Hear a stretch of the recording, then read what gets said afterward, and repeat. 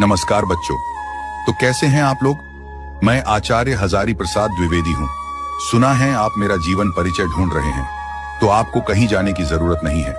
अब मेरा जीवन परिचय तो मैं ही बता देता हूँ। तो बच्चों, मेरा जन्म श्रावण शुक्ल पक्ष एकादशी 19 अगस्त 1907 ईस्वी को बलिया जिले के दुबे का छपरा ओझवलिया गांव के एक प्रतिष्ठित सरयू पारी ब्राह्मण कुल में हुआ था।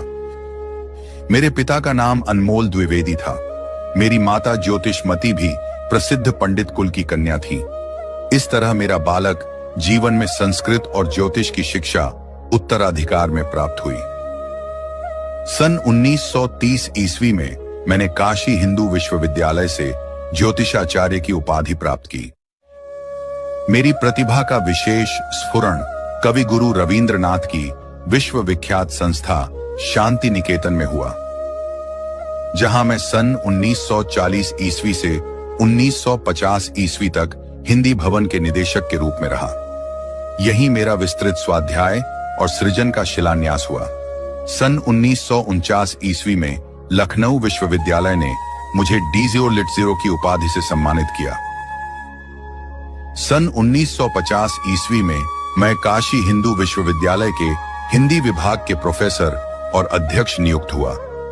सन 1957 ईस्वी में मुझे पद्म भूषण की उपाधि से विभूषित किया गया। सन 1958 ईस्वी में मैं राष्ट्रीय ग्रंथ न्यास के सदस्य बना। मैं कई वर्षों तक काशी नागरी प्रचारिणी सभा के उपसभापति, खोज विभाग के निर्देशक तथा नागरी प्रचारिणी पत्रिका के संपादक रहा। इसके बाद सन 1960 ईस्वी से 1966 ईस्वी तक मैं पंजाब विश्वविद्यालय चंडीगढ़ में हिंदी विभाग के प्रोफेसर और अध्यक्ष रहा। तत्पश्चात मैंने भारत सरकार की हिंदी संबंधी विविध योजनाओं का दायित्व ग्रहण किया। लेकिन 18 मई 1979 ईस्वी को मेरा निधन हो गया। मेरी साहित्य बहुत विस्तृत है। कविता और नाटक के क्षेत्र में मैंने प्रवेश नहीं किया। मेरी कृतियां वर्गीकरण के आधार पर निम्नलिखित, जैसे कि मेरी प्रमुख इतिहास है, हिंदी साहित्य का आदिकाल, हिंदी साहित्य की भूमिका।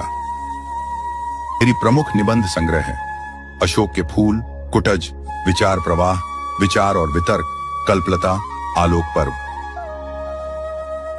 मेरी प्रमुख उपन्यास है बाणभट्ट की आत्मकथा, अनाम दास का पोथा, चारुचंद्र लेख और पुनर्नवा आदि। कहानी पर नमस्कार बच्चों।